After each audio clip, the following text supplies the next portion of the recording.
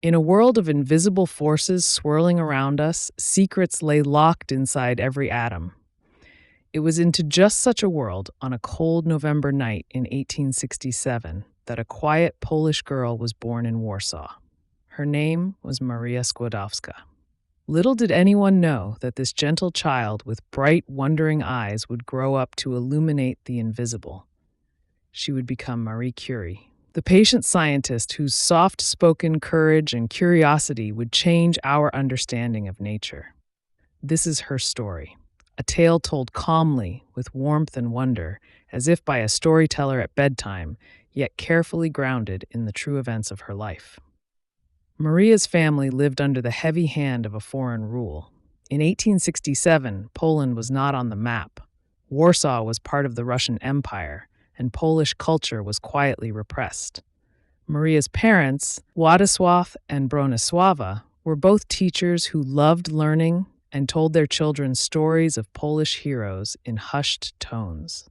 Their home was modest and often cold, but it was filled with books and the gentle light of a kerosene lamp. Young Maria grew up listening to her father explain arithmetic and geometry at the dinner table, and her mother teaching her French words and the names of flowers. From her earliest years, Maria loved numbers and patterns. She would watch ants marching in a line and wonder if they knew the secrets of mathematics. Yet Maria's early life also knew sorrow. When she was just 10 years old, her mother fell ill with tuberculosis and passed away. Not long after, her eldest sister, Zofia, died of typhus. The death shook the family deeply. Their modest home grew even quieter, and Maria often felt the weight of loss beside her bed at night.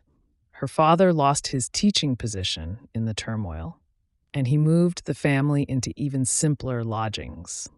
In those years of shadow, Maria found comfort in learning and in the memories her parents had shared. Even when her world seemed gray, she clung to every spark of brightness she could find.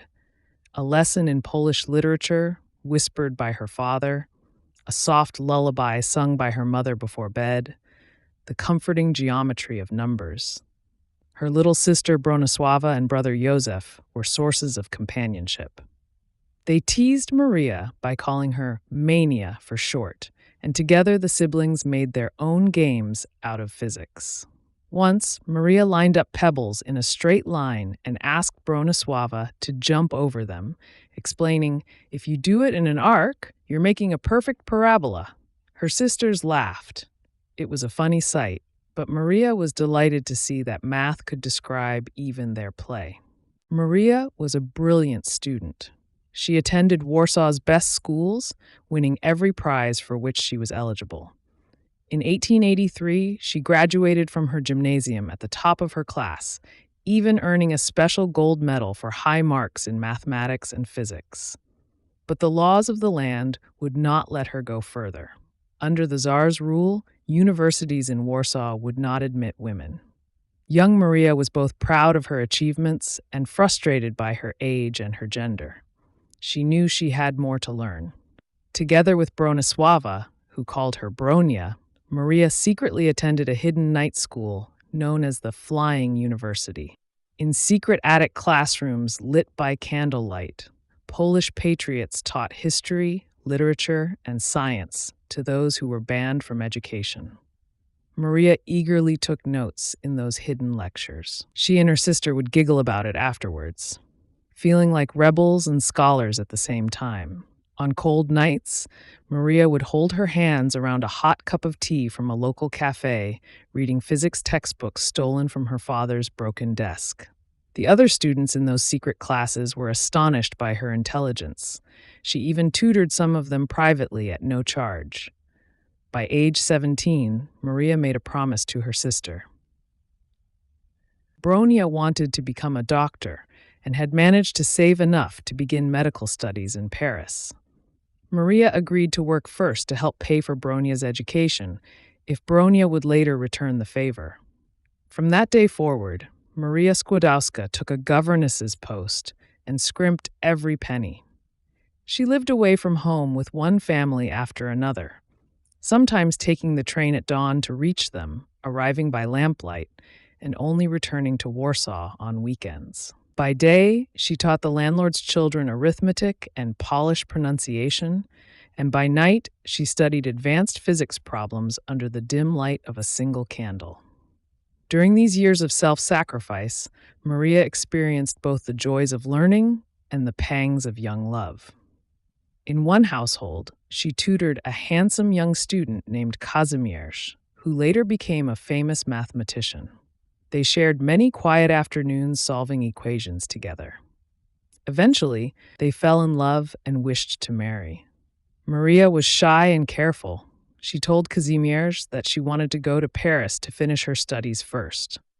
Though he promised to wait, his family disapproved of the match, saying Maria had no money or position. In a quiet heartbreak, Maria watched Kazimierz leave to pursue his career. The pain was deep.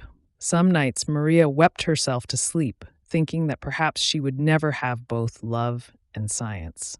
But instead of giving up, she channeled her sorrow into renewed determination to succeed. All the while, Maria kept her promise to Bronia. She cooked and cleaned to contribute to Bronia's medical tuition. Bronia excelled and became an accomplished doctor. Meanwhile, Maria continued learning on her own. She read about electricity and magnetism from old textbooks borrowed from Warsaw's libraries. She practiced German and French to prepare for life abroad. At last, in 1891, the day came for Maria's own journey. The 17-year promise fulfilled itself. Bronia wrote to say she could now support Maria's studies in Paris 2 years after Bronia started school. Maria said goodbye to her beloved Warsaw with a mixture of excitement and homesickness. She stepped onto a train bound for Krakow, then transferred toward France. The journey felt long, but Maria gazed out at changing landscapes and imagined the future. Paris in the early 1890s was lively and bustling. Gas lights lined the streets, and horse-drawn carriages rattled past. At first, the city overwhelmed Maria. She arrived in the Latin Quarter, clutching a tattered satchel of books and the little savings she had. She stayed briefly with Bronia and her husband in a boarding house, trying to keep warm under thick quilts. Winters in Paris were bitter, and Maria still wore many layers of clothing as she attended lectures. She often wrapped a heavy wool shawl around her shoulders in the freezing classrooms. In a letter home, she joked that even the mice in her room wore coats. But Maria was grateful. She had enrolled at the Sorbonne and was finally allowed to study physics and mathematics freely. Despite the cold and scarcity, Marie's mind danced with delight. Lecture halls at the University of Paris were filled with eager students. On the first day, Professor Lippmann, who later won a Nobel Prize himself, announced Marie's name to the class. The young Polish woman blushed, but she stood tall. To no one's surprise, she immediately began to excel. She had started with nothing, but by 1893, she had earned a degree in physics with top honors. Every paper she wrote earned praise. Her notebooks were said to be as neat as a poem. Paris now felt like a grand cathedral of knowledge that welcomed her in. To support herself, Marie gave private lessons in math at night and lived on the meager stipend that was all she could manage. Many days she went hungry so that she could afford railway fares to lectures. On cold mornings, she boiled water from the tap for tea and ate dry bread for breakfast. Still, she was too engrossed in her studies to mind. Her hands often trembled from cold, and she would rub them together behind her back as she listened intently to a professor's lecture on electricity. Those were the hardest days of her life, but also the happiest. Each new concept learned was a treasure. In 1894, Marie earned a second degree, this time in mathematics. With both in hand, she stood ready to step into research. Around this time, a chance meeting changed her life. At a university event, she was introduced to a French physicist named Pierre Curie. He was calm and kind, with round glasses and a slight smile, and he shared her passion for science. They found they could talk for hours about experiments and theories. Pierre was impressed that Marie already knew advanced physics at her young age, and he arranged for her to use a corner of his laboratory for experiments. Working side by side in the lab, Marie and Pierre discovered how well they complemented each other. Marie's ideas were bold. Pierre's methods were careful and precise. Sometimes Pierre would quietly correct Marie's grammar in a lecture, and Marie would remind Pierre of a detail he'd forgotten in a calculation. They spent evenings riding bicycles together across Paris, discussing science under the moonlight. Their friends began to notice that whenever Pierre spoke, Marie's eyes lit up with concentration, and whenever Marie solved a problem on the board, Pierre beamed with pride. One winter evening, as the gaslights frosted the snowy streets, Pierre proposed marriage. Marie blushed deeply. She told him that she still felt a calling toward Poland, that she had promised herself once to return there after her education. Pierre simply answered that if she married him, he would follow her back to Poland and teach there with her, even if he had to give up physics altogether. Marie realized then that her heart had already chosen. On July 26, 1895, Pierre and Marie were married in a simple ceremony in Sceaux, France. Marie chose not to wear a traditional white gown. Instead, she wore a plain dark blue dress and her favorite lab boots. Her gift from Pierre was a small hat decorated with a purple violet, Poland's national flower, pinned on the brim. It was Marie's one nod to her Polish roots at the ceremony. Neither of them wanted a church wedding. 2 months earlier, they had quietly entered a Catholic church and left without confessing, as if to show that science itself was their faith. They then invited close friends for a modest reception, where the only music played was Marie softly singing a Polish lullaby she loved. After the wedding, the new husband and wife biked across a park, savoring slices of bread and cheese instead of fancy cake. In married life, Pierre and Marie were inseparable partners in love and science. They moved into a rented apartment full of books and bicycles. Each morning, they cycled separately to their work, Marie to the Sorbonne to lecture and study, Pierre to the research school. In the evenings, they always reunited in their little home, sharing supper and childhood stories before turning to the next day's work in their laboratory. Sundays were times for joy. They would bike to the countryside, picnic on apples and bread, and sometimes write poems to each other. In all things, Pierre treated Marie as an equal. He considered her discoveries his proudest achievements. One day, he joked that among all the great things he had done in his career, finding Marie was his very greatest discovery. By 1896, news had spread of a strange new phenomenon. A brilliant scientist named Henri Becquerel had shown that uranium salts emitted a mysterious kind of energy. Scientists were calling it a new kind of ray, invisible yet powerful. Marie Curie felt a thrill of recognition. This was exactly the kind of mystery she had longed to solve.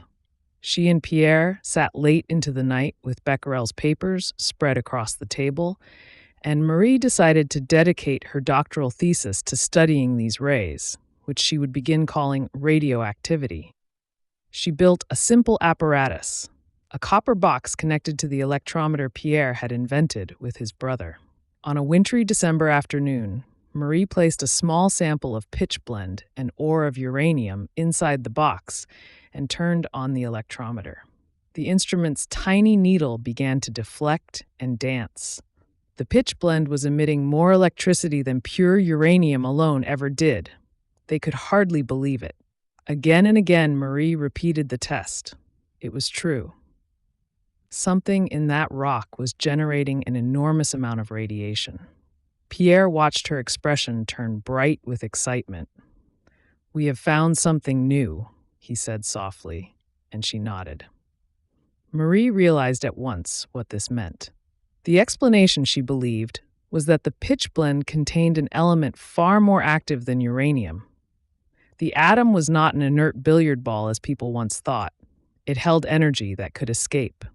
She jotted in her notebook, I believe these minerals may contain an element which is much more active than uranium. This was a bold claim, but Marie felt deep inside that she had grasped a fundamental truth. She smiled shyly at Pierre. He squeezed her hand. Soon the couple set to work finding that new element. In July 1898, they excitedly announced its existence to the French Academy of Sciences. Because Poland was under partition by foreign powers, Marie used her discovery to pay tribute to her homeland. She and Pierre named the new element polonium, after Poland, Polonia in Latin. At the announcement, Marie wore a tiny Polish flag pinned to her jacket. When reporters wrote the story, one headline read, "Poland implants her name in the periodic table." Marie felt a wave of pride. She was finally bringing honor to her country in her own way.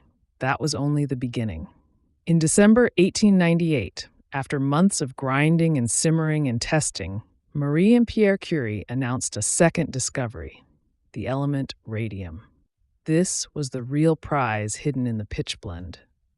They had scraped together enough pure compounds to show a faint but unmistakable signature, a new atomic number on Mendeleev's table. To symbolize its penetrating glow, they named it radium, from the Latin word ray. When they wrote their joint paper, they described how they had painstakingly separated radium salt from tons of ore.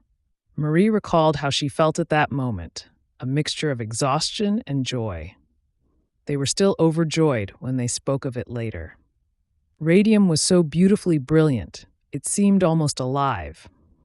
These discoveries were accompanied by a new scientific vocabulary. Marie coined the term radioactivity to describe the phenomenon of atoms emitting rays. She defined different kinds of radiation, alpha, beta. Later, she helped identify gamma rays as they worked. This new field of atomic physics felt like a whole universe opening up before her. Suddenly, the world's energy couldn't be taken for granted. It was dynamic and magical. To convince the world that polonium and radium were real new elements, Marie and Pierre had to isolate and measure them. Polonium turned out to be relatively easy. It was chemically like bismuth, so they used standard separation methods and quickly found a match. Radium was much harder because it is chemically like barium, and barium and radium always travel together. For years, day after day, Marie heated and filtered acids and salts, testing each step with her delicate equipment. Often they worked while cradling their young daughter Irene in one arm. On one winter morning, after a night of scrubbing glassware, Marie finally lifted a tiny crystal of radium chloride from the solution. It glowed with a faint blue-green light. She could hardly contain her delight, and she clapped her hands softly so as not to spill the precious sample. "It's like a star," Pierre whispered. Marie nodded, her heart glowing in the dim lab. They had done it. From the darkness had sprung a new substance that shone by its own light. By 1902, Marie had managed to purify about 1/10 of a gram of radium chloride from a ton of ore. Later, in 1910, she refined radium further into the metal itself. To see her name written next to the word radium in scientific history gave her quiet pride. However, Marie was never one to crow about her achievements. She always said, "I was taught that the way of progress was neither swift nor easy," and she lived by those words. Each gram of radium and every measurement had cost her and Pierre endless patient work. In the summer of 1903, Marie reached yet another milestone.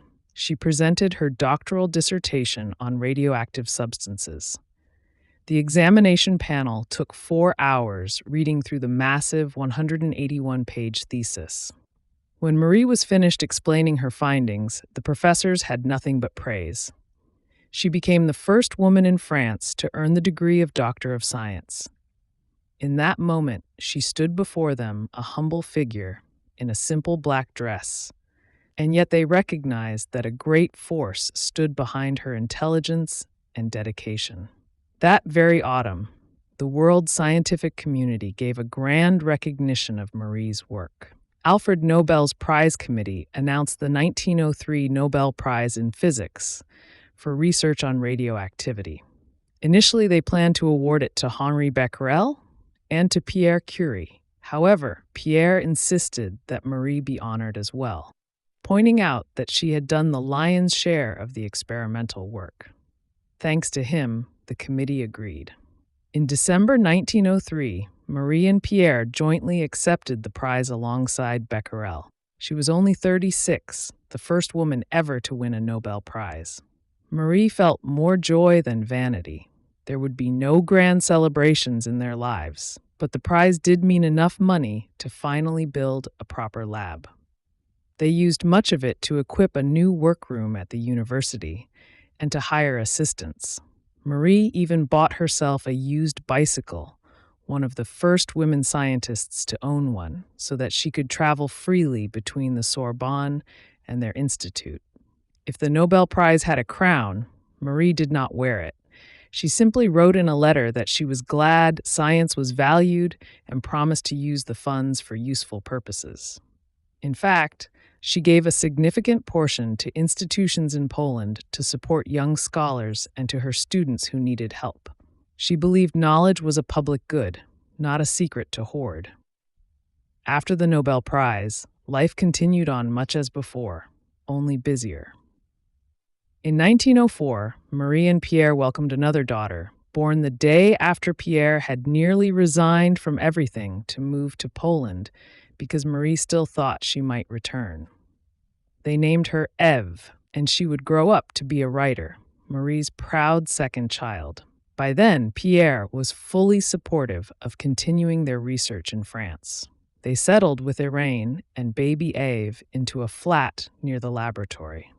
Neighbors later recalled seeing the little Curie family ride together, Pierre pushing a bicycle with both children seated on it, and Marie pedaling alongside. Then in April 1906 came the blow that would change Marie's life forever. One spring afternoon, Marie was at home preparing notes when a knock came at the door. A neighbor came in, white-faced, and told her that Pierre had been hit by a horse-drawn carriage near their lab. Marie ran outside into the warm spring air, already breaking into a frightened trot. Down the block, she saw a crowd gathered on the pavement. Pierre was there on the ground, motionless. Doctors worked frantically around him. Marie knelt beside him and saw that he was not breathing. She gently closed his eyelids, determined not to disturb him. Her knees grew weak. In the days that followed, she stayed at his hospital bedside, staring at the dress he had worn. When she returned home finally, her daughters were waiting, scared by their mother's pale face. Marie quietly reassured them she would have to be both mother and father now. It was in the following months that Marie showed the depth of her character. Though her heart ached with grief, she did not abandon the work she and Pierre had started.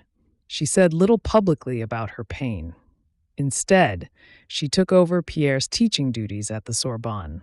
In that same year, 1906, she became the first woman to become a professor of general physics at the University of Paris. With new responsibilities came new respect from colleagues who had once doubted her. She carefully reorganized their shared laboratory. Always meticulous, she placed a single white rose on her husband's workbench each morning before beginning experiments, as if saying he was there with her in spirit. The years that followed were busy and fruitful for Marie Curie. She published a textbook in 1910 called Traité de radioactivité, Treatise on Radioactivity, summarizing all that she and Pierre had learned about these strange rays. She also continued to welcome promising students into her lab, treating them like family. She once gave her graduate student André Debienne a chunk of radioactive ore as a keepsake when he graduated. She insisted they follow their curiosity, even if it led far from the curriculum. She had an open-door policy. You could find Marie at her desk or at the lab bench at nearly any hour, ready to discuss an idea or admire a new result. At home, Marie remained a devoted mother. She read to her daughters every evening, not scientific manuals, but fairy tales or poems in Polish and French. making sure Irene and Eve grew up bilingual. When Irene was old enough, Marie took her to the lab on weekends. She would show Irene how to use the electrometer and how to gently handle radium samples in lead-lined jars. Irene liked to play with the old bicycle bells in the workshop, and Marie would laugh when she dinged them while pretending to conduct experiments. Eve, the younger, often sat cross-legged on the lab floor with picture books, chewing on pencils. Marie made the lab feel like a second home, filling it with the aroma of coffee and the soft hum of generators, as warm as the hearth they had lost. In 1911, Marie Curie achieved a scientific milestone no one else had.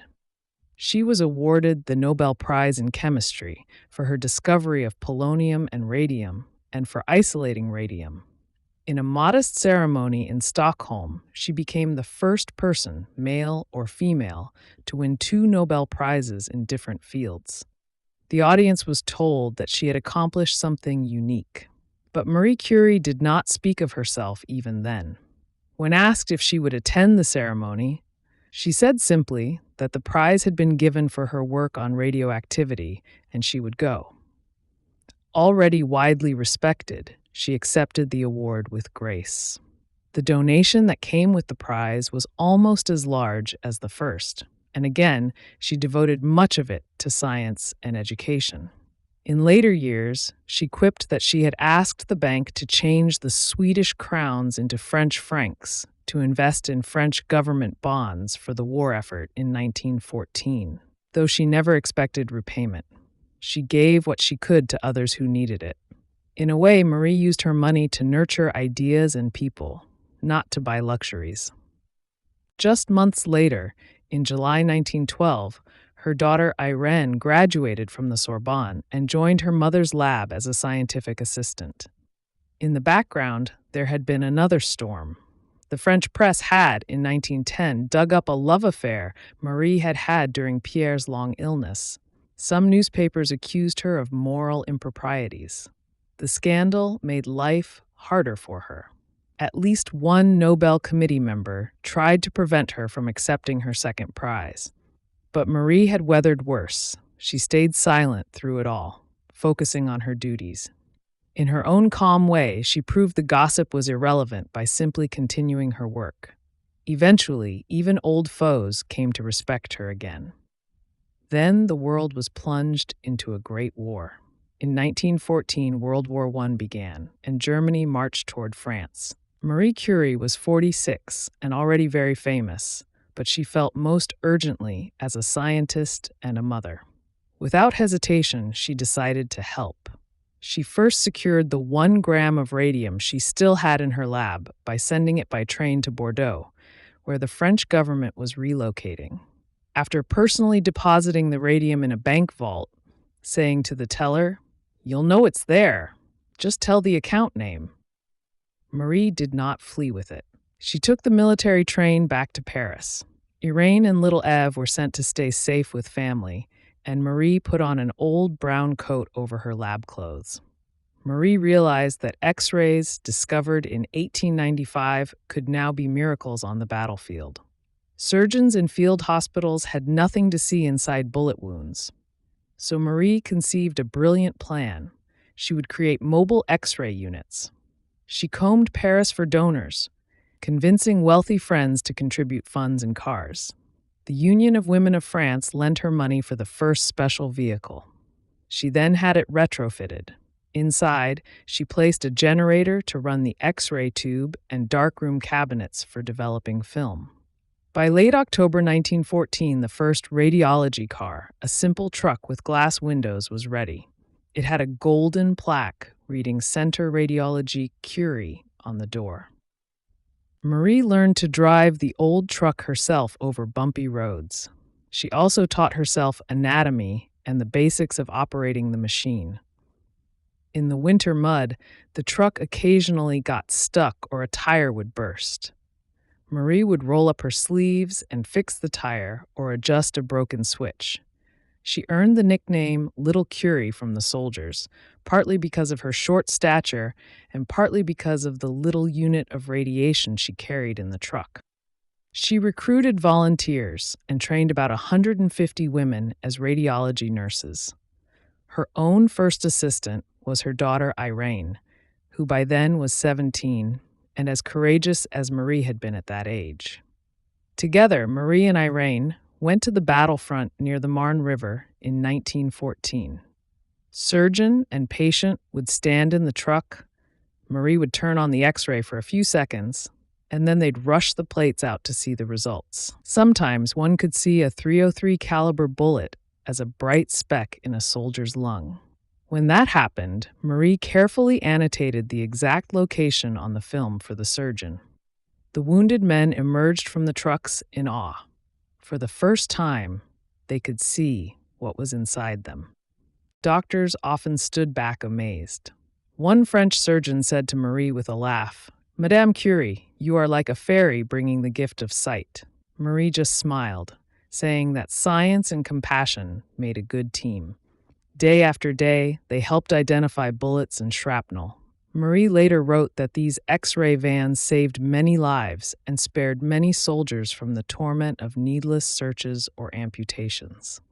By war's end, France had built about 20 of these mobile units, each nicknamed a Petite Curie. Marie herself used the equipment in field hospitals hundreds of times. When the war was over in 1918, Marie Curie returned to quieter life, but the experience had changed her forever. She saw with her own eyes how science could heal even in the darkest of times. She was content in 1919 to watch Irene, now a medical radiologist, receive a medal for her service. During the war, sadly, Marie herself had been too focused on work to seek any commendation.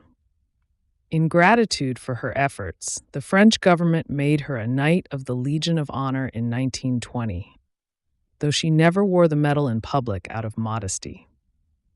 After the war, Marie continued her scientific career where she left it. She reopened her lab and welcomed new students. She traveled little for a while, wanting to rebuild the Radium Institute at Paris, which war delays had held back. In 1920, the Radium Institute officially opened its doors, and she became the director of the Curie Laboratory.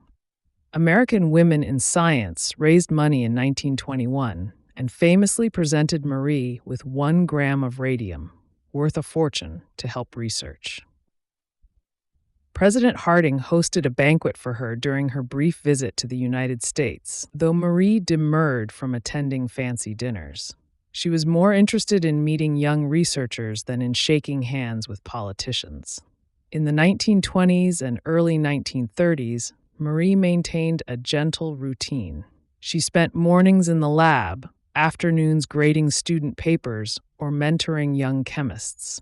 Even into her 60s, she kept the practice of reading serious science journals at breakfast. Newspapers often wrote articles about the radiation queen of France, but Marie preferred to think of herself as a teacher and a researcher.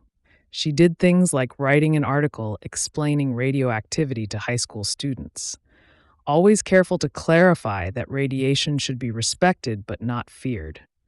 If asked, she would say that science belonged to everyone, and she hoped young women would follow their curiosity just as she had.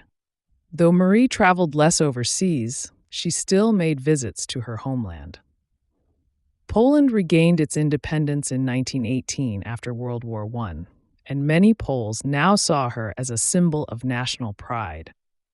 When renowned writer Henryk Sienkiewicz and other Polish intellectuals visited Paris in the 1920s, they asked her to come home and help build science there.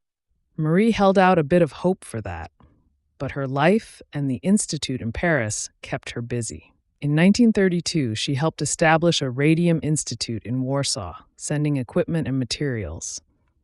That year, she finally came to Poland again with her daughters. Standing before crowds in Warsaw's lecture halls, she spoke in moving Polish about the unity of science across nations. She arranged for half the donated radium to be used in Poland's new laboratory so that Polish scientists could also study its wonders. Throughout all these years, Marie Curie stayed remarkably humble. She owned a very few pieces of clothing, wore glasses with plain rims, and often went unadorned even on important visits. A grainy photograph from 1920 shows her with Einstein and other luminaries. She stands in her work coat with hair pulled loosely back, almost blending into the background, yet her face radiates quiet confidence. She once said that a scientist's best friend was a red pencil, one she always kept in her apron pocket because she could correct her own notes and drawings as she worked. By now, Marie's children had grown into remarkable people.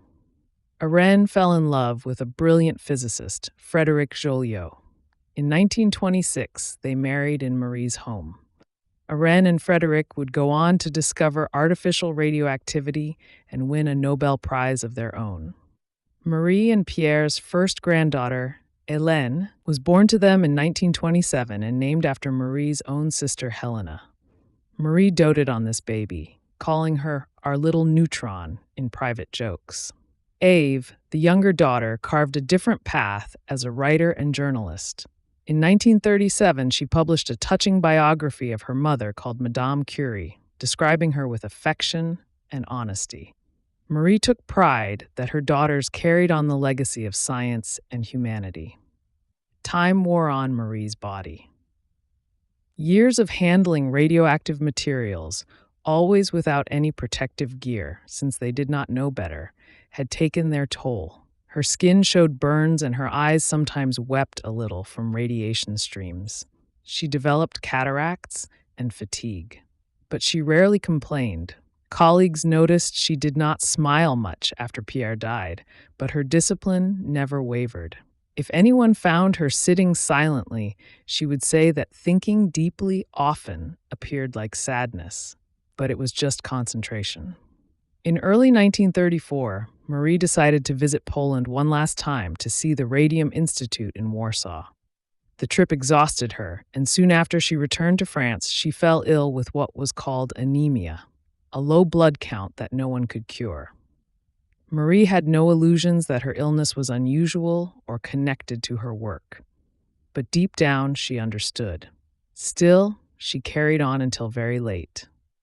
She sat on committees for international science collaboration and even lent her voice to early calls for atomic research to be used peacefully. At last, Marie Curie's long journey reached its peaceful end.